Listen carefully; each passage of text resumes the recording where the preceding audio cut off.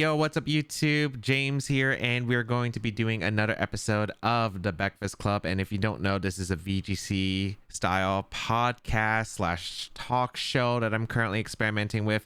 And this is the second to last episode. It's going to be the preview going into the World Championship.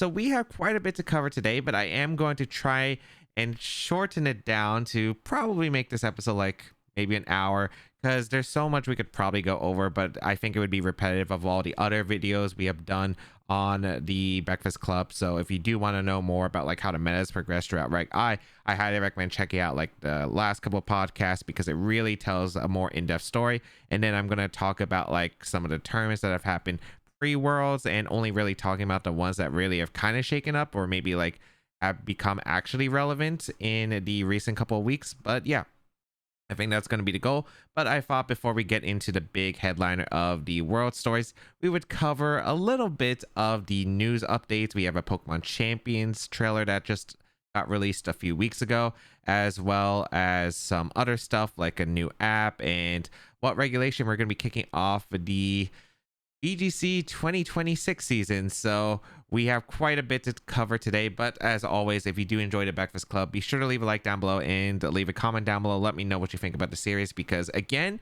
the series could be ending with the next episode. It is all based on how well the podcasts have received so far. So I won't be spoiling anything, but right now I'm not sure where it's going to be headed. So if you do enjoy the Baekfast Club and you want to see it continue, make sure you leave that like and comment, because really it does help out a lot here with my decision.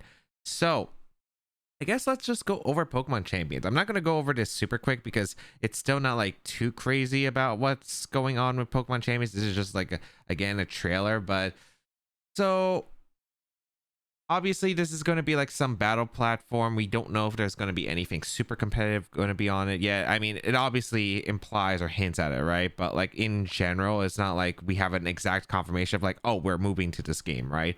I'd imagine we do, but realistically not 100% sure. We can't say that for certain.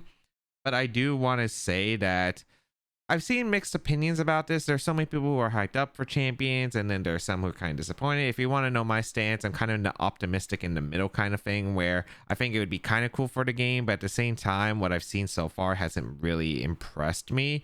As I mentioned before, I didn't want to really like hype it up in the previous episodes when they first announced Champions, mainly because like we literally had no gameplay. It was literally just animated footage. We had no gameplay. Now we actually have a bit of footage from the gameplay, and it's kind of rough. I literally paused on the screenshot because I do want to say I feel like Champions, like how I would have liked it to be envisioned, and of course like people can have their own opinion, right? Like this is just my opinion. You don't have to listen to my opinion. I'm just giving you my opinion, and if you don't agree with it, I think that's completely fair. But I think for me, if you're doing something like Champions, I would have really liked some real life into these battles. And I mean some real life. Like for instance, I think one game that could be really similar to this was Pokemon Battle Revolution, which I think had an amazing UI for its time. And I still think that the game has so much character and love to it that I would have, if we had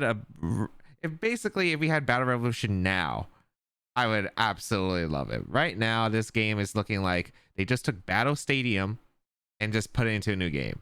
That's what it looks like, because these models are pretty much the same models that we've been seeing from Scarlet and Violet. And I can't lie, the art just doesn't really, the graphics just don't impress me. They don't. I mean, there's some cool stuff that we'll see, but like, here's the thing. I'm not really a huge fan of like the Scarlet Violet layout kind of thing. It doesn't really feel like a new game. Like, what actually annoys me is this lighting on the floor, because I think it's distracting, and I actually feel like the models actually blend into the background, which I feel like the Pokemon should stand out more. And I feel like Battle Revolution actually kind of had like pretty much that, where the models kind of stood out their own. They had character, they had really cool animations. This game, I don't know, it like that's cool. That's cool, but like this is like, I don't know, it just seems like another battle stadium simulator. It's I mean, I guess that's what people could hope for, but like I feel like if you're gonna make this, you might as well just go all the way realistically. Like they got rid of the HP bars. or percentages like on Showdown, which is kind of interesting. It might help with calcs and stuff, which I don't mind having this realistically. Although I really hope you do get to see the HP number exactly, because there are some cases where you'll want to see the HP number, at least if it's from your Pokemon, right? Because it matters for like some calcs with like sand or burn damage and stuff like that. So otherwise, like, I don't mind this UI change, and having that exact number, I actually like appreciate it. So I think that's like a cool change. Like, this is a good change in general, but not really a fan of like the models that they're using, because they're just reusing the Scarlet and Violet sprites, which I feel like could have just been a bit more redone or something. Like, I just don't really like the importation of it, and I just don't like this stage that they're using for the background. I think that's my biggest complaint, especially like the one with singles earlier. Like, the lighting, it was just not great. Like, I think the rest looks cool, right? But it's just like when you're actually doing the battles, it's kind of like I don't know. Like, let me know in the comments if you agree or disagree, but I think it's fair to do both. But to me, it's just like, I grew up in a game with Battle Revolution. Battle Revolution was basically how I got into competitive and how I fell in love with like doubles and VGC. And that game is just magical. Maybe I have too much high expectations in general. Maybe it's just supposed to be like Battle Stadium on a different simulator that makes it easier to get mons. But I don't know. I don't know. And then we have stuff like battles, which we'll get into. But like, yeah, it's like, I don't even like this team preview kind of UI kind of thing. Like, I don't know. It just I feel like it's okay. I feel like it could be better. Not 100% sure. Like, it just feels like they just took the Mon picks and put it in the background. Like, they just put the stadium in the background. Like, I don't know. It's kind of hard for me to say for certain, but I don't know. It's just not the biggest fan. I still really hate how the light system works. They do give you the HP number, which I do appreciate, because I do think that's important. Because if we only had percentages, yeah, not super ideal. I mean, they do have some changes to the text on like 4x super effective moves and stuff like that, but like in general, like it doesn't super impress me. The animations are pretty much the same. Maybe they're like a bit more colored up, but not really. Then the training is like, I think they got rid of IVs is basically what people were saying. It's like they simplified the EV and IV solution, and I think a lot of people were speculating that they got rid of IVs, and if they do get rid of IVs, I'm not a huge fan of getting rid of IVs, because I think it's like, as much as it's annoying to get like 0 speed IVs, it kind of nerfs some speeds, right, with like Trick Room and Tailwind stuff. So mainly Trick Room specifically, but I mean, I think I do like the IV system. I just wish it was customizable, unfortunately. But yeah, I think it's like important, because I think some archetypes could definitely be nerfed. Like, having to run like full speed on like some Pokemon could be important, right? Like Kali Ice, or like even like in previous gens, like Trick Room Lunala, or not gens, but like in previous formats, like Lunala, there's some fast Pokemon that go pretty slow. Like Kyogre is viable because you could go like min speed in Trick Room, but in some cases, like, you don't want to have like a neutral speed or max speed Kyogre depending on the team. And I feel like that is a charm that it does have. So I don't know. I'm not a huge fan if they get rid of IVs. Again, it's just speculation. I don't think it was confirmed, because again, we don't have the most information, but that is my take so far. Not really impressed by it for the most part, at least what we've seen so far. But again, there's probably several months until this game actually comes out. I think it was announced that it was 2026. And yeah, it says arriving 2026 in the title. Great job at reading, James. You passed the reading test. But I do think they do have time to polish it. So maybe we'll see more polishing. I hope we do, because right now I'm not really big a fan of like how it looks. I think it's like saturation to like the models and how they blend in. I think, at least to me, they blend in. Like, they look like they blend in, and it looks like a picture more than like a model in a 3D game at this point, which I feel like if you're making a 3D game, they have to kind of like stand out, right? We moved on from the sprites since Gen 5, unfortunately sometimes, but yeah. So that was Champions. Now let's move on to some more news. And the other news that we have is the Play Pokemon Access mobile app is now available in the Americas, as well as like a few other select regions. I'm not exactly sure where exactly, but in general, if you want access to this Play Pokemon app where you can actually be able to see like local tournaments in your area, highly recommend go checking it out. I actually have not downloaded it yet on my phone because I tried to find it the day of its release, and then it just wasn't on the App Store. Even when I searched it up, I think you need like a direct link, and I'll wait till it's officially on the App Store where I can actually search for it, because I don't really like clicking links for apps like that. But yeah, so if it is still on the App Store right now, make sure you go grab it, because it is pretty nice to have for like official tournament events and some other news.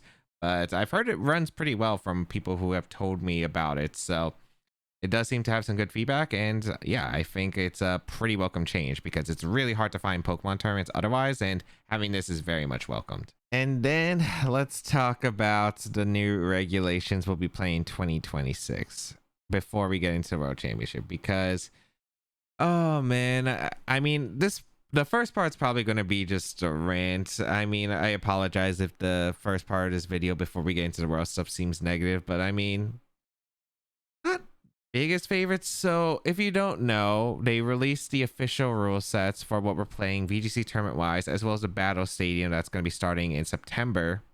And I'm just going to say straight up, they're different formats. They're different formats. So for the battle stadium people, this is a battle stadium exclusive only regulation, which is going to be, it's going to keep the same format of 2 restricted, just like in regulation I, but in the pool set of those restricteds, they added mythical Pokemon. So you can use up to 2 Pokemon from this pool that you see here, which includes the restricted Pokemon that we had in regulation I, and then a few mythical Pokemon that are available in Scarlet and Violet. And oh man, like they did do the mythical Pokemon in like Gen 8, which was completely fine. It was towards the end of Sword and Shield, right after the World Championship ended, and that was fine, right? Because realistically that was okay, because it was a stadium only season. But the thing is, we didn't have official tournaments, right?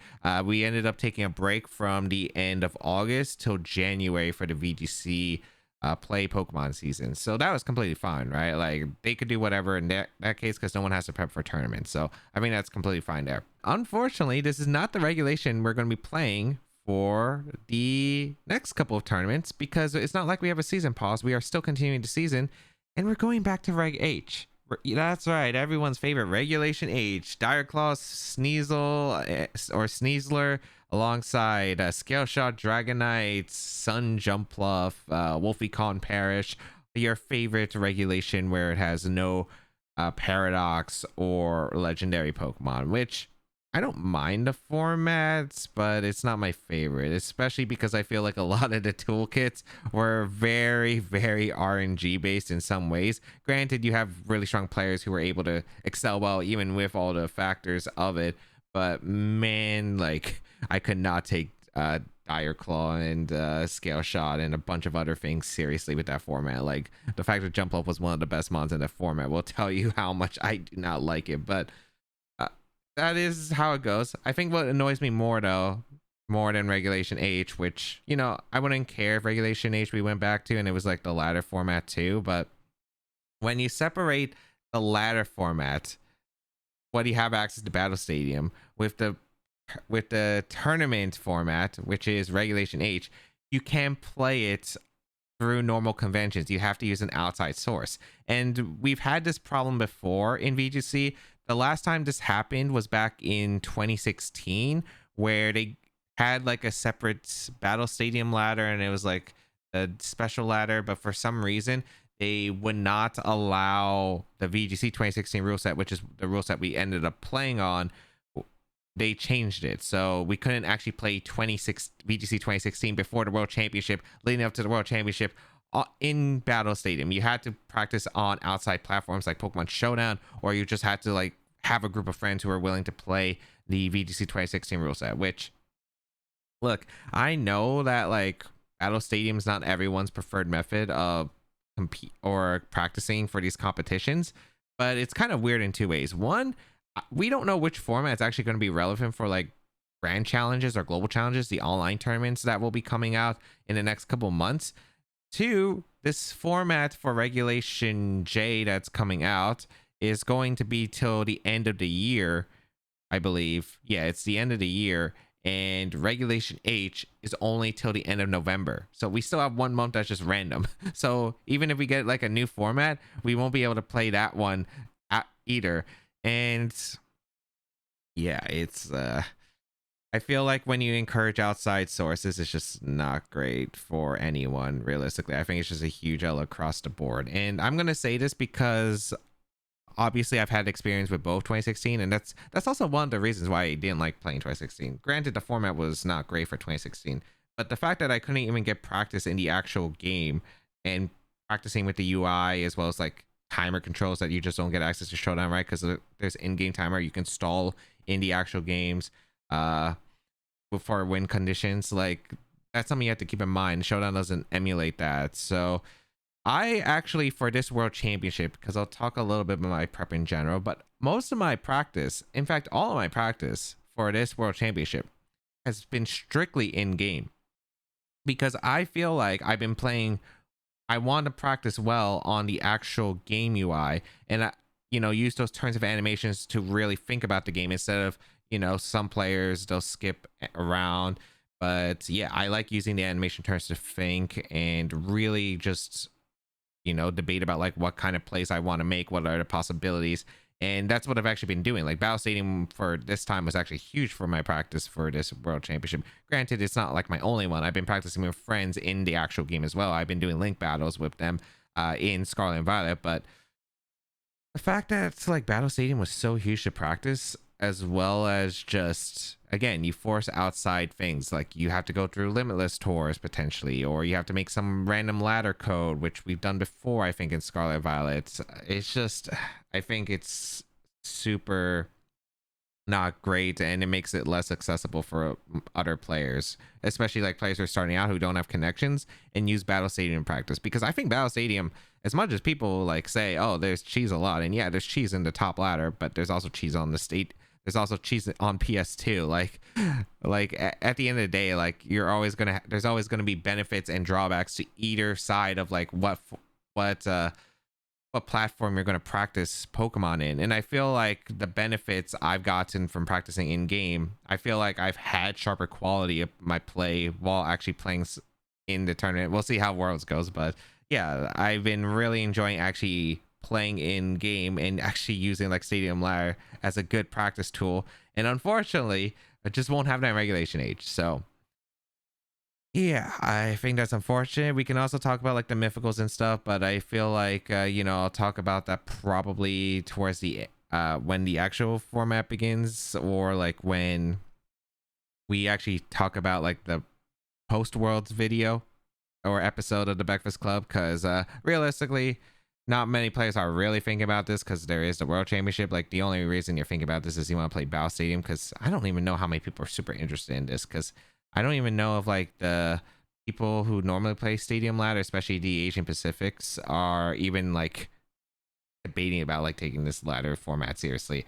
We have stuff like, I've seen a lot of clips of like the gravity stuff with Darkrai and RCS being broken, because RCS, if you thought Urshifu was bad with not being able to see the actual form in game on team preview, RCS is worse. They don't tell you the type of RCS in the actual game, so there are infinite possibilities for RCS, and it's a broken Pokemon because changing its type, having access to so many different moves, that's not a fun Pokemon to play in a ladder format where it's best of one. This is the only mon I would encourage open team sheet for, realistically. Like, this mon is actually dumb in closed team sheet. But that's the rant here. I am not a huge fan of how they've been doing this, and I don't even know where to go as a content creator. I realistically, normally I think my audience would love to see like VGC stuff, and yeah, I do VGC stuff, but I don't know how I'm going to even do Reg H content if I want to, because realistically, like, you could say, oh, I'm going to enter why don't I just enter limitless tours, or why don't I just enter like or just find the games on stream or something and ask my viewers. But the thing is, if I stream, I'm usually streaming and I'm usually interacting with my audience, and then when I can't really do limitless tours because my schedule is kind of conflicted to where I can't like dedicate like several hours just to stay still, right? I have things to do. I'm usually having battles recorded in between sometimes. Maybe sometimes I'll have a longer period, but in a lot of cases, like some of the battles we split up because I will be having to do something in between. So that's what I kind of like about Battle Stadium, where I could just like record instantly. It's easy, it's convenient, and yeah. So I don't even know. Like, let me know in the comments what you want to see from me. If you want to see Reg J, if you want me to try and do Showdown Reg H, which I think Showdown content for VGC is kind of boring. I think singles is really fun to watch because like I think singles in Scarlet and Violet, obviously the timer and stuff make it more annoying, so I think it's actually more appealing for Showdown because it makes the length a lot easier. But for doubles, I feel like doubles, like I'd rather just play in game for the most part. And yeah, so let me know what you think. I will be playing probably both formats somehow. I just don't know which one I'm gonna focus the efforts to realistically, because I have no clue. We have like 4 months of this, and then we have 3 months of Reg H, and I've already done a ton of Reg H content, and I was already kind of burning out of Reg H towards the end of the format. But yeah, let me know what you think down below in the comments, because I need help deciding on like what I'm gonna do for the next couple of months, or if maybe I'll take it easy. Maybe I'll take it easy. Maybe I'll stream more, just have more fun streaming, and do less videos that way. But I really can't tell you like where I'm going with this. I'll probably like showcase like a lot of the Reg H or Reg J stuff at the very least, but there's only so much I can craft, right? So we'll see how it goes. Let me know in the comments, because this is going to be a big deal, because I have no idea what I'm going to do for this. Maybe I'll just focus on the other projects that I have currently that I'm working on, but or maybe stream more, but we'll see. So that's the end of the 2026 stuff. So far, we're going to be getting LIC, and a bunch of the first regionals going to be in Regulation H once again. Hooray! Dire Claw, Sleep Powder. Granted, I do think Reg H is a fine format, probably. It just wasn't my personal favorite. I only competed in Reg H. I mean, I competed in Reg H 3 times, and it was like fine, right? I don't think I got like super cheesed either in most cases. But like my teams were really heavy anti-Sneasler stuff. Like I brought Golden Go and Annihilate to pretty much every single event I went to, alongside Garchomp, and usually I had like a Talon for the most part. So I'm kind of used to anti-prep for that. So I wasn't like super cheese, but I don't know. I kind of was a bit bored at playing the format, at least when I was playing in tournament. I didn't do prep for tournament either. Like I just kind of YOLO'd every single tournament that I went to. So maybe if I actually practiced, but it's kind of hard to analyze like play always when you have like this 20-30% Dire Claw status, the Sleep Powder, sleep turns, the other things that you have to evaluate. So I don't know. Like it is possible, and don't get me wrong, it is possible. It's just like, is the trade-off really worth it to me, where I'd rather just do something else? But we'll see. All right, let's start moving into the other stuff for the VGC World Championship, and I have quite a few details to cover. Let's talk about I think we'll talk about the big Japan grassroots tournament first. So if you don't know, there was a big Japan grassroots tournament towards the middle/late of July, and it was pretty big. A lot of the top Japanese players attended, as well as like even some foreigners as well. There were players like Alex Gomez who flew out from Spain, as well as like a few players from the US who went out, such as King Campbell and Joe UX9. And yeah, so we have this big tournament here that happened for Japan with Regulation I. I think it was open team sheet best of 3, so it wasn't like your standard closed team sheet tournament you see in Japan. It was actually open team sheet best of 3, if I'm not mistaken. And yeah, so we see the teams. I don't think it's like super crazy that we have to go over, but I do want to say like a lot of it is to be expected. We have this Calyx Shadow Rider Zamazenta that was able to take the win, and the only thing that was really different about this one, because it was like the same stuff as you would normally see on it, except it had a Salt Vest really bulky Chien Pao, which I think that was the only like really interesting thing about the team across the board, like was this Chien Pao that ended up playing different. Let me just say congrats to this player, because having to win with Calyx Shadow Rider with this kind of team is really impressive, I think, first of all, especially with like all the top players who attended, of course. And yeah, this Chien Pao did some work. It did do some work in that tournament. And then we have Koraidon Calyx Ice Rider that was able to get second place by the 2015 world champion Shoma Hanami, and brought, it's actually funny because I used the 6 in the really early parts of the format, and I thought Koraidon Kali Ice was pretty strong then, and I'm kind of surprised we didn't see it towards like the middle, because I'm kind of surprised that no one tried this out, because I thought this duo was actually really good. It did have some flaws though, of course, but like I thought it was pretty decent for what it was worth, and I'm glad to see it. Right, it's a, I believe it's like Leech Seed Kali Ice with Terra Fairy, Wave to Clear Aim, Koraidon, Sash Fluttermane, Scarf Chiyu, Life Orb, Raging Bolt, and an Incineroar. Like across the board, pretty solid, because you do have the Incineroar Kali Ice Trick Room of Raging Bolt, and then you have like the really strong Sun mode of Koraidon, Fluttermane, Chiyu, and the Raging Bolt. So I think like strong Sun, it definitely showcased how powerful it could be here.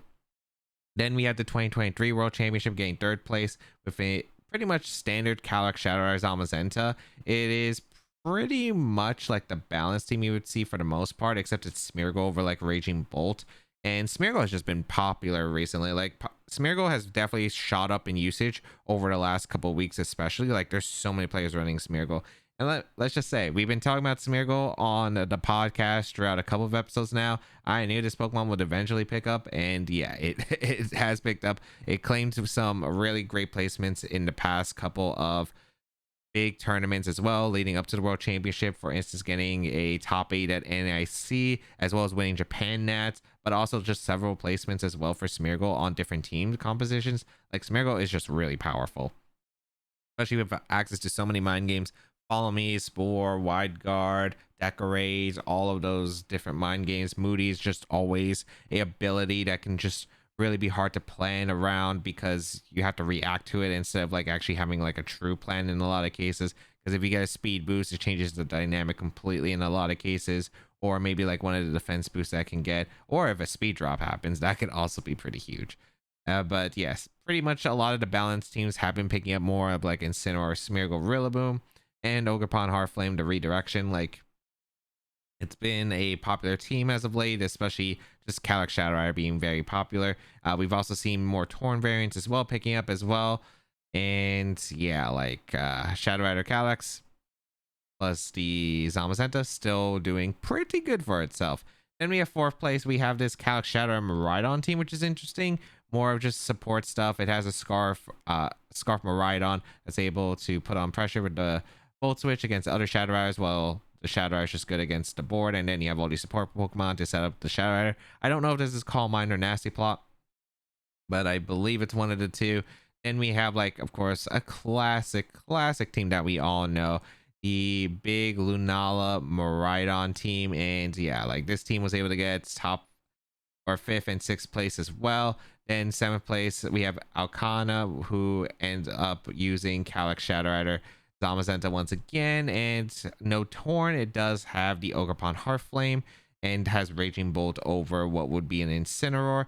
Then we have Elizabeth, one of the best builders, I think, of the recent year, especially running the Calyx Shadow Rider Miraidon stuff. I think, again, it's also the same like Scarf Miraidon composition with like all the support Pokemon to set up.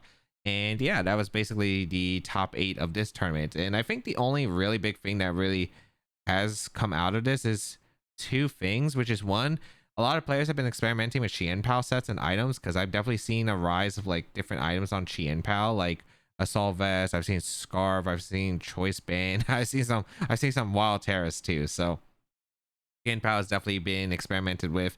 And then the second one I think that really took over was just Shoma's team. I've seen a lot of players try out Shoma's team, and it's just strong, right? You have that Sun overwhelming offensive pressure, and then you have the Kali Ice, which is just able to stick around, bulk it out. And Glacial Lands, of course, is really good coverage for, you know, mons that these mons can't really hit, like the dragons and of course the ground types. And you might be wondering, where did all the Scarf Miraidon come from? Well, there was a Victory Road tournament before they rebranded to the Victory Road to Anaheim series, which this is the build that ended up winning. And you might be going on to the VR page and you don't see it. It's because there are actually quite a few players who did go for alts. And if you don't know what an alt is, it's basically they didn't use their real names, they used fake names and compete in the tournament.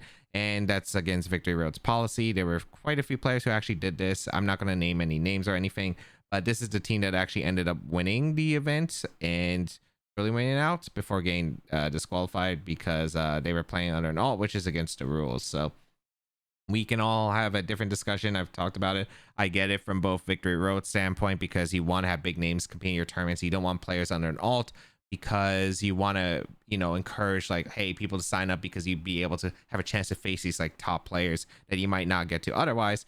And then you have like the players who, like, for instance, if you're like Wolf or someone who has a target behind his back and you see like this team doing well and that he's using this kind of composition, it kind of like really makes it harder for like a player like Wolf to practice. And like I've had this experience too. Like for instance, in 2019, I was pretty much the only Xerneas Kyogre player who wasn't using Metagross, so I wasn't able to really enter any online tournaments or anything because of the fact that it would be just so obvious it's me at that point, and I don't want people prepping against my team, for example, to have a line, right?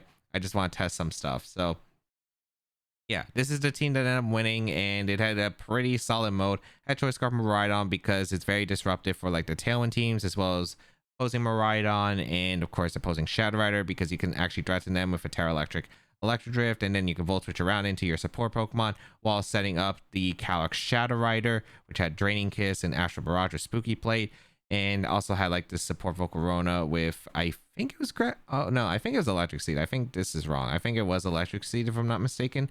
The Volcarona, maybe it was Grassy Seed. I know it was one of the seeds, but I can't remember it right.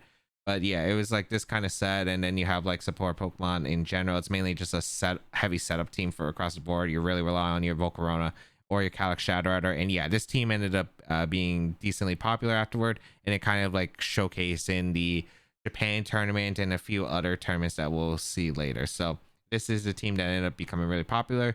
And otherwise, like, yeah, I think this was like the big standout where it actually kind of changed the meta a bit, especially Volcarona, because Volcarona started rising a lot in usage lately. Like the past couple of weeks for Volcarona, it has spiked up in usage, mainly because it's, again, a mod that's really interesting into Calyx Shadow Rider and Zamazenta, which is popular, and can give a little bit of trouble to like just any Zamazenta cores, like Zamazenta, Miraidon, and more. So it's also decent against Calyx, especially when you have like one of the seeds and you can go for Quiver Dance. So yeah, like Volcarona has shot up in usage a lot, and yeah, we've been seeing it a lot more often now.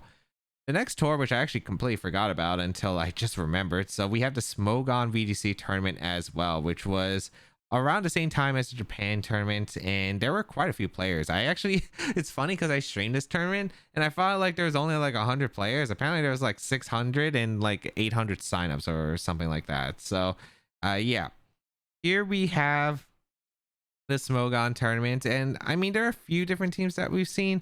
Mainly what we should talk about is the Carson team, which ended up winning this event, which has this build he's been using. I think he used this at NIC to get top cut as well. I don't remember if there's any changes to this team, but yeah, Assault Vest, Miraidon, super threatening alongside the really bulky lead to Kali Ice, just really hard to remove. You have screens with Grimmsnarl, and it can just be disruptive with Thunder Wave, support Incineroar, and then with Annihilate and Ditto. And these Pokemon are super disruptive. We talked about both of these on the Baekfast Club before. I thought they were really underrated supports, because Final Gambit and Annihilate can just force a lot of weird situations.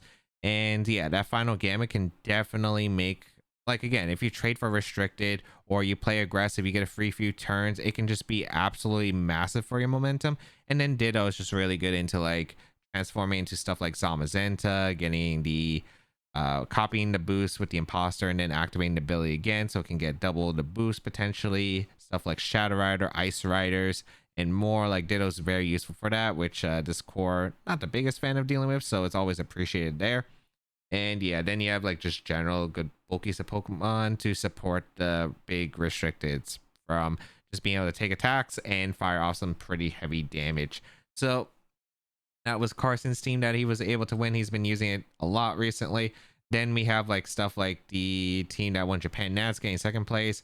We have Francesco, who ends up using Kaliai's Kyogre with Basque Legion, which is very different from the Terapagos teams he's been very loving as of in tournaments. But yeah, I don't know if this is going to be a new change or not, if he has dropped Terapagos, which that'd be pretty interesting to see. But he's been using a lot of Kyogre, and yeah, I ended up with Basket Legion. I actually played him on stream. We had a really close set in the tournament. If you wonder what I finished in this tournament, by the way, for those of you who haven't seen the stream, I went 5-3. I lost, not the winning in, but I got eliminated round 7, I think. Yeah, it was round 7. I didn't practice for this tour or anything. I just played because they asked me if I could play several months in advance, because they asked me when they were first playing the events. So yeah, I haven't really exactly, again, this was during my break period, so I wasn't really interested in, like, like practicing high level stuff. But I want to support the event, so I ended up loading up a random team, which was ending up being the best NIC team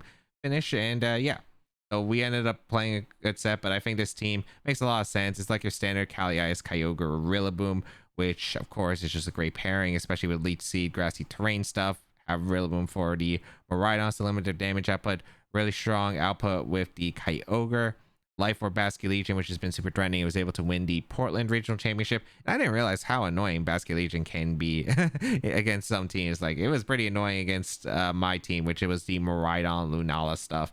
And then Yvesangelist for that Tailwind mode is good in the Shadow Rider as well, because of the fast null disruption, and you have Taunt to be able to just, again, disrupt. The Smeargle as well. The Smeargle could be very scary if played wrong, especially with a Decorate for the Kali-Ice or the Kyogre. Oh boy, yeah, that is something that can ruin someone's day, like a Decorate +2 Water Spout or Decorate Kali-Ice. Yeah, it's not fun. So that was Francesco's team that he was able to use to do well. And did I just close out of the tab? Yes, I did. So we will be right back. All right, we're back, and then we have like standard Zama Miraidon for the most part, and then like everything else is pretty much the same, right? Michael still using his NIC team with the Scarf Miraidon, the Talent Landers Incarnate, alongside the Kali-Ice. Then we have Fede Campo, who is using his NIC team with the Lunala Miraidon stuff with the Bear. Then we have Dragonite that was able to get 7th place. And 8th place featured the Kali-Ice Miraidon stuff, pretty much the same thing. I don't think there was anything too crazy in this tournament, realistically. Like a lot of the teams we've seen before, I don't think there's anything super meta breaking or anything. But yeah, that was the Smogon VGC Tournament. And then let's move on to the Victory Road to Anaheim, which is a series that's actually currently going on right now. I'm currently recording this episode on a Saturday, and the 3rd edition, which is the final edition, is actually going on right now, and unfortunately won't be covered in the Baekfast Club because I do have very limited time to record before just before I leave for Worlds. So yeah, I couldn't unfortunately squeeze it in, because I also have to edit a bunch of videos as well before I leave for the World Championship, because I want to make sure that I have content out for when I leave. There are no vacations here, unfortunately, but we have the first Victory Road to Anaheim. And yeah, so this was actually won by Frederick Nielsen, the Nielsen brothers, and they ended up using kind of a different take on what they've been using for the entire format. I mean, it's pretty much the same, right? They just ended up changing what was the Torrent slot. They usually had like a Tornadus on the Iron Bundle slot. They changed it to Iron Bundle, and I think it's cool because it puts on more offensive pressure, especially like into Landers Incarnates, which this team does not appreciate. So having that immediate pressure to Icy Wind or Freeze Dry is nice. Fast Encore, super disruptive. You have really aggressive Zamazenta with Terra Ghost to play around fake outs. The Armor Tail for Rigraff, which of course able to block priority, pair with the Blood Moon Ursaluna, super threatening. And then the combination of Life Orb Miraidon that can actually switch up moves alongside the Electric Seed Sneasler. They used to run a Choice Specs Miraidon, but they changed it to Life Orb. So you have this Protect Mind game on top. And then this Sneasler is able to really heavily threaten stuff, especially like the Terra Fairies on opposing Miraidon. So you can go for like Draco Meteor Gunk Shot, as well as like Threaten Calc Shadow or the Terra Dark Throat Chop. And it does some pretty good damage with the close combat. So yeah, this was the team that ended up winning the first Road to Anaheim tournament. And then Marco was able to get second.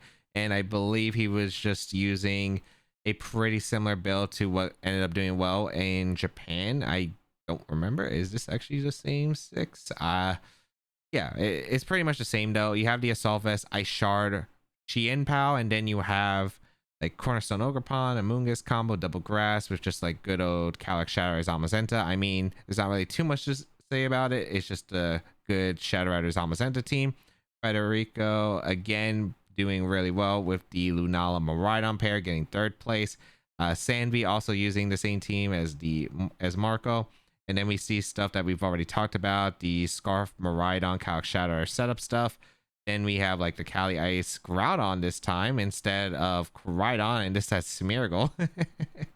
And then like seventh place is Calyx Shadow Zamazenta balance, and then top 8 is, you know, the Michael the Best team. So across the board, not really too much of a difference, but yeah, that was the main team. I really want to showcase this team, but it's not really like super relevant. I'm other than like against, I guess, the Nielsen brothers, but I mean the combo of Miraidon Zamazenta has picked up, of course, so definitely something to watch out going to Worlds. It did get top 4 at NIC, so it's a duo you do have to respect, and it's pretty popular in the Asian Pacific Nationals as well. But I thought this was just an interesting build that ended up winning, and yeah, like it does take a very aggressive pilot to make some of these Pokemon work, especially. So that was the Road to Anaheim 1, and then Road to Anaheim 2, we have quite a different story with Joseph Ugarte. He's back. He's back with Groudon. He's back with Groudon Grimmsnarl Ditto. He's back, man. And then he just ended up using like a Clear Amulet Groudon, Choice Specs Miraidon, the Screens Thunderwave Grimmsnarl, Cornerstone Ogrepon, which is like I think one of the few times I've ever seen him use this. And then like Assault Vest, Incineroar, and Ditto. I mean, it's kind of like the same thing as like his Reg G team, right? He has the Grimmsnarl Miraidon Ditto pair, and Incineroar is just a good mon, and then he has Groudon, which, you know, he's used to running Sun. Just no like Sleep Powder on this team, but across the board, like Groudon Miraidon has been just a very interesting pair to see recently, especially if you have played on the Stadium Ladder, because let me just say, players love that on Stadium Ladder, and it was one of the most frustrating teams because it was like guessing the items on those is never fun because like one of these could just be random with Covert Cloak, and it could screw up so many strategies. You have to guess Assault Vest or Clear Amulet or Covert Cloak sometimes on the Groudon. It was not fun, but across the board, yeah, this is a team. Congrats to Joe. He was able to pilot something very interesting here on a take of Groudon Miraidon. The Ditto, of course, for the Calyx Shadow Rider, which is faster generally than these Pokemon and can threat him with Astral Barrage, but you also have Double Dark to cover for it. And then I'm kind of curious on what Cornerstone Ogrepon did. I guess it's just to cover for like fire types in general. Like that Ivy Cutshel will hurt quite a bit. So I think it is kind of nice here. And of course, Stardy is just a great ability. It gives you a safety net against like all the powerful attackers in the format.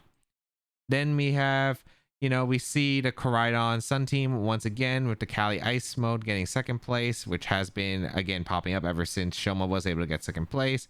The Calyx Shadow Zamazenta getting a balanced team for third place. Kean Campbell running the Zacian Kyogre team. He absolutely loves to get fourth place. We've talked about this team several times in previous episodes. Calyx Shadow Zamazenta balance once again in fifth place. The Miraidon Lunala getting sixth place.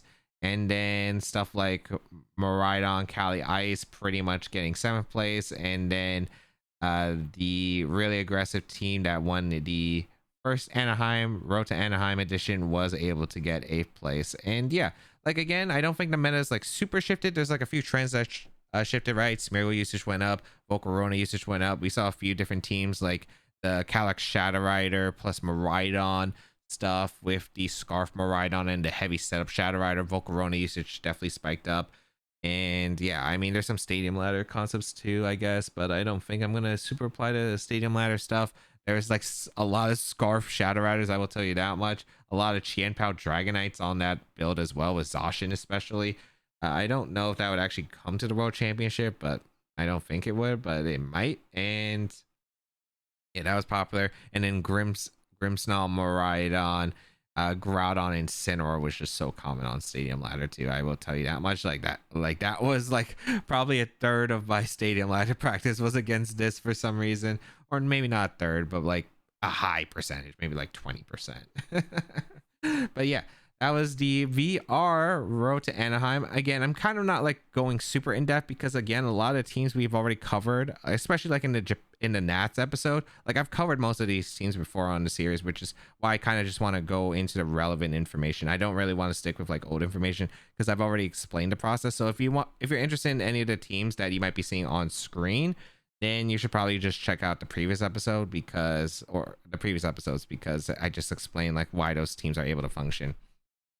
But across the board, the updates to like all the world stuff, I mean, yeah, I've just been seeing a lot of players either super lost on the team or they already super set, right? Like I think a lot of players are just going with what they're comfortable with. I mean, that's kind of World Championship. It's really hard to predict the meta for this tournament just because at the end of the day, the World Championship, it's like, again, we have over a month. There's like players that we're not able to grasp because we aren't able to see as much of their practice, especially. So, I mean, it's just really hard to call a tournament for a world champ or call a meta for a world championship because it could just vary. Like for some reason, there's stuff like Modest Calyx Shadow Rider apparently is like the most popular Shadow Rider, and I've noticed this through my practice, but apparently like a lot of players have been talking about it. Like a lot of Japan players have been loving Modest Shadow Rider. I've been seeing a lot of Modest Shadow Rider too. Like it's slower than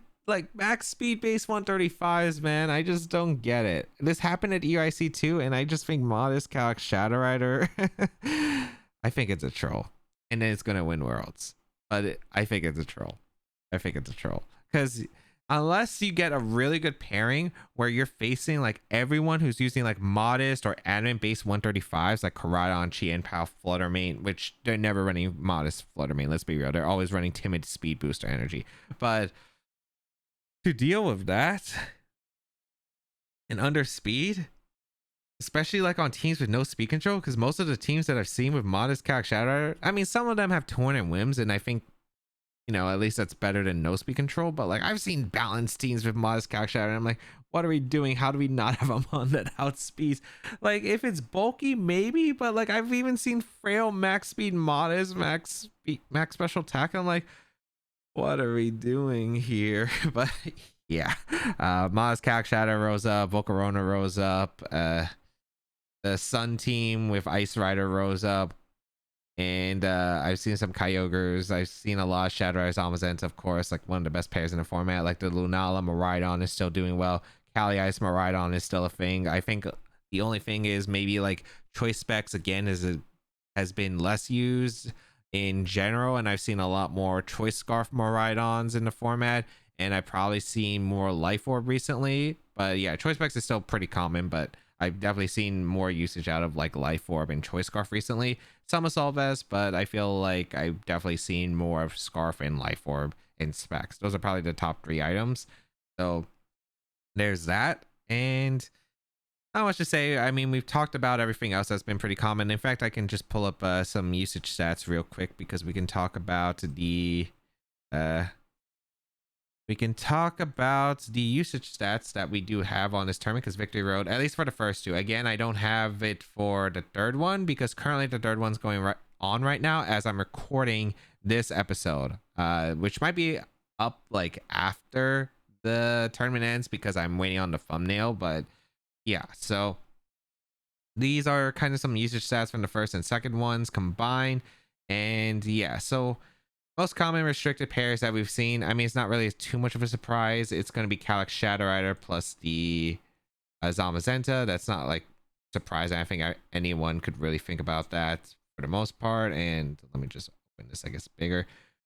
Yeah, we have Calyx Shadow Rider, Zamazenta. We have Calyx Ice Rider plus Miraidon, Lunala Miraidon, Calyx Ice Rider Kyogre, Zamazenta Miraidon, and Calyx Shadow Miraidon. I mean, is this surprising? I think like a lot of this has just been kind of echoed throughout the format. Maybe like a few changes. Like the only thing that kind of rose up recently was Calyx Shadow Miraidon, thanks to the huge setup team with the Scarf Miraidon. But otherwise, like everything else is like kind of what you would expect, right? One of the strongest duos in the format, one of the most common duos in the format in general, and then literally this team is just consistently kept on winning events.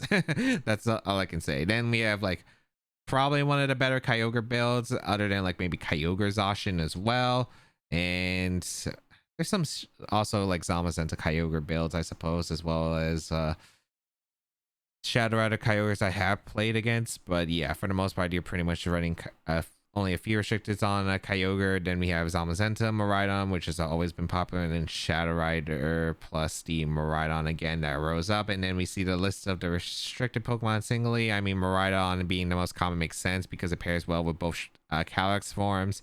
Zamazenta is a pretty good partner. Shadow Rider, which kind of surprises this high usage because I think Ice Rider technically has the better partners in general.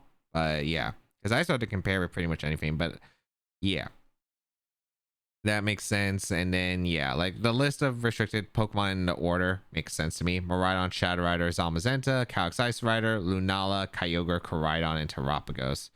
Not too surprising with like the order. Maybe like Terapagos is a little bit higher than I expect, but because I would expect maybe what I expect is the 8th, maybe Exhaustion. It could probably be Exhaustion. Like I'm kind of still surprised Terapagos is still pretty common in the format because I don't know if Francesco has some new build in the works because I haven't really seen Terapagos. Like it's like, where's the Terapagos? It was already pretty dire straits. Like Francesco's been really holding the Terapagos line, but if he's dropped Terapagos, you know the build is probably cooked at this point. Then a lot of the support Pokemon we see, like Smeargle's actually number 4 in usage. Oh man, a lot more Amoonguss than I've typically seen in general. And then like a lot of restricted the non-restricted Pokemon makes sense, right? Volcarona actually being pretty high up there in general. Yeah, like a lot of these just make sense, right? Like Incineroar, Urshifu, Rillaboom are always going to be top 3. Amoonguss is still pretty high. Raging Bolt is high. Whimsicott and Volcarona, yeah, like pretty much. Then it's kind of more niche ones with Ursaluna, Chien-Pao, Fluttermane, which are good, but like always depend on the team really. Like the rest can be put on almost every other team composition, and then the rest are kind of like more situational, right? Because it really would be dependent on them. But yeah, that was number 1, and then we can move on to number 2 usage stat wise. And yeah, I think it didn't change except for Kyogre dropped off. Kyogre Cali Ice dropped off, which made sense because it's not like it's the most common build, but we see Terapagos Miraidon, which I guess it's the Electric Seed build for the most part. Like Electric Seed was pretty big. I don't know why it just spiked up to number 5 though compared to the others, but yeah, I mean pretty much everything else stayed the same. Terapagos is still the 8th most used restricted, while Kyogre is still more popular. And I guess Koraidon I think rose over Lunala compared to the other one. Yeah, because Lunala was 5th. Yeah, Koraidon ended up taking 5th place, outplacing Kyogre and Lunala. But for the most part, pretty much the same. Maybe Volcarona usage dropped here apparently. Cornerstone Ogerpon's risen up because of the fact that Volcarona has not been common, or Volcarona has been more common. So Cornerstone being to counter it. Maybe dropped off a bit, but yeah, I mean, like most of the Pokemon, again, Chien-Pao kind of rose up because players are testing out different forms of Chien-Pao. But pretty much, yeah, that is the conclusion.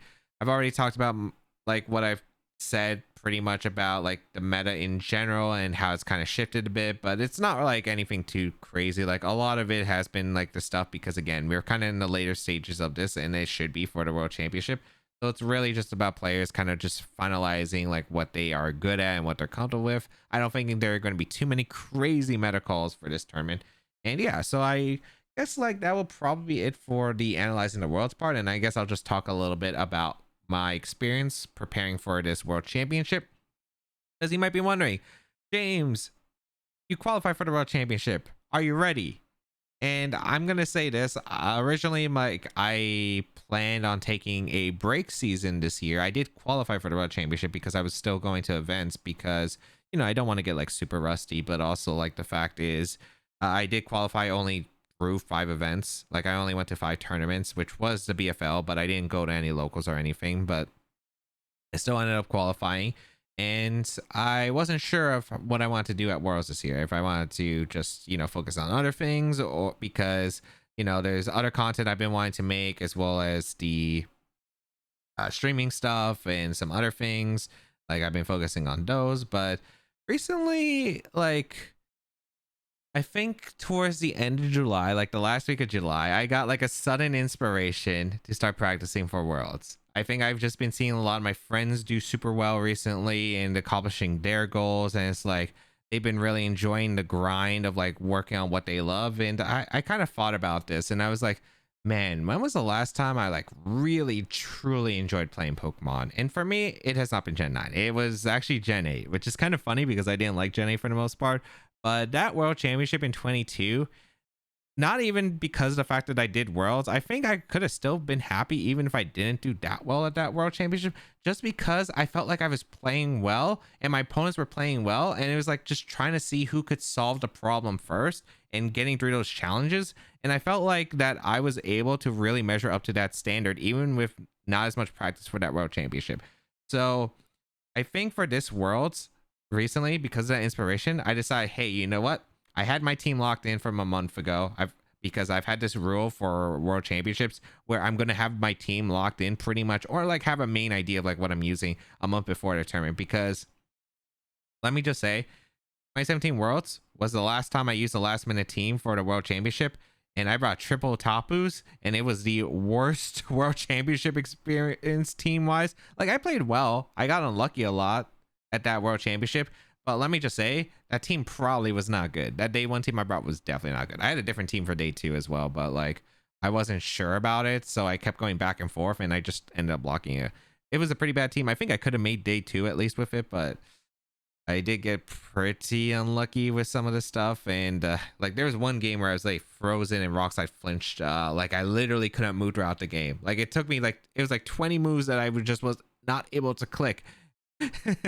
So yeah, I literally have decided since that moment, I am having a team at least a month prior to every World Championship. And I've been pretty good at that consistently. Like, have I done well with ever since I've done it? I feel like I've definitely had less stress about it, and I feel like every team has had opportunities. Like 2018, I almost made it to day two. I got unlucky in that one as well, unfortunately. 2019, you obviously know how that went. 2022, I mean, I had it locked. I wasn't practiced for it, but it ended up being a good call. 23 was like, we don't talk about 23 Worlds. I've talked about that story before where 23 Worlds, I do not count it at all. And then 24 Worlds is like, okay, like I did take a very risky team and it did not, the reward did not pay off, but I still enjoyed with what I did, like what I accomplished. Cause I think that team still was pretty good. It needed the right day and me to play hot at the same time. And unfortunately, I just wasn't able to do that. So like, I feel like I've had pretty good Worlds prep in general for the most part, and I've been going back to the Worlds grind. So how did James go about this Worlds?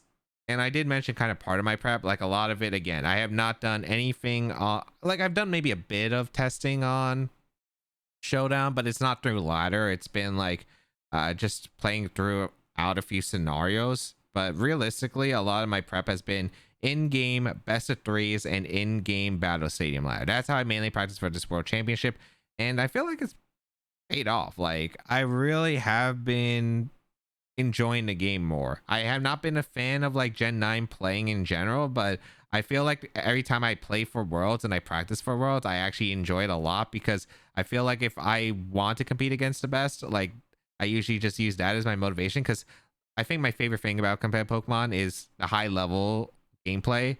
When I'm playing a high level opponent and we are both playing well, that is like my favorite feeling in this entire game.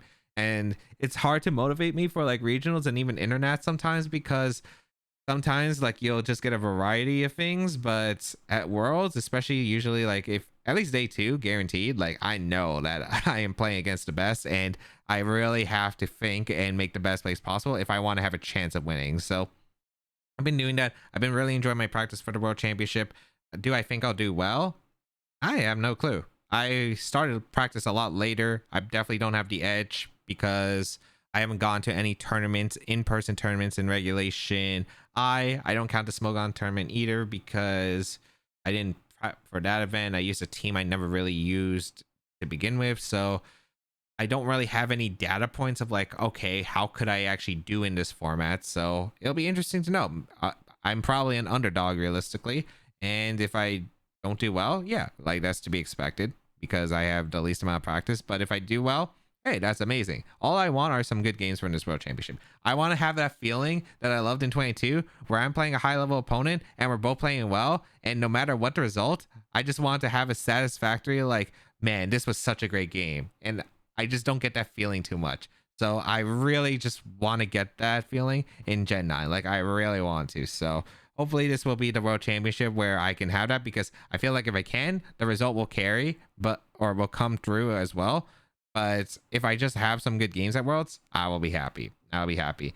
And if you're wondering about my restricted duo, I am not telling that, but you can dream. Like, you think maybe I run Kyogre, maybe I don't run Kyogre, maybe I'll run something completely different. You don't know. But I will say it will be something that I'm not sure if my opponents will expect. That's all I'm going to say. So that is going to be it, I think, for the Baekfast Club. I know it's like not the longest episode, but I did want to keep it relatively short because I want it to be like super digestible, and I just didn't want to repeat like the same information I've been going through like the entire time. Like we've talked about this in the Nationals episode. If you are still confused about like some of the teams that we kind of glossed over, you could just watch that episode, because we explained pretty much every concept of teams that have been piling throughout and like how we've gotten here. I just wanted to talk about like the recent meta shifts, like some of the new stuff, and that's all I really want to focus on, including the news about like champions and the app, as well as the rant that I had to do about the 2026 season. Maybe we'll have champions in between. I don't know how next Worlds will go.